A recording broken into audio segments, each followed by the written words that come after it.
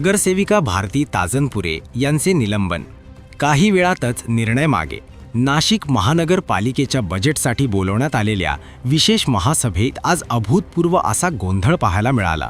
नागरिकांच्या प्रश्नांवर चर्चा व्हावी, विकासाच्या मुद्द्यांवर ठोस निर्णय व्हावेत अशा अपेक्षा असताना सभागृहात मात्र आरडाओरडा, आरोप प्रत्यारोप आणि शिस्तभंग प्रकार घडताना दिसले.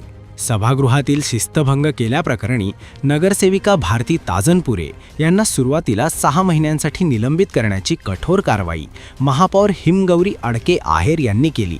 या निर्णयानंतर सभागृहातील वातावरण अधिकच तापले. यावेळी नगरसेवक प्रशांत दिवे, केशव पोरजे आणि वैशाली दानी यांच्यात जोरदार शाब्दिक चकमक झाली. एकमेकांवर टीका टिप्पणी, आरोप प्रत्यारोप करताना सभागृहाची पातळी खालावल्याचे चित्र दिसून आले.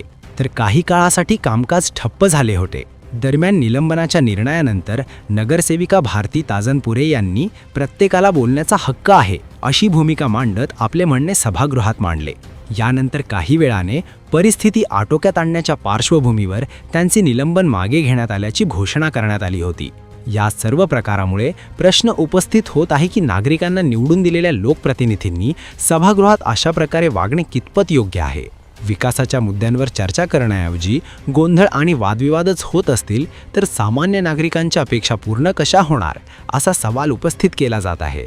या घटनेमुळे महापालिकेच्या कारभारावर प्रश्नचिन्ह निर्माण झाले असून आगामी काळात सभागृहातील शिस्त आणि कामकाजाची पद्धत यावर गंभीरपणे विचार होण्याची गरज व्यक्त केली जात आहे. तसेच सभागृहाचे पावित्र्य राखत आचारसंहितेचे पालन करणे आवश्यक आहे.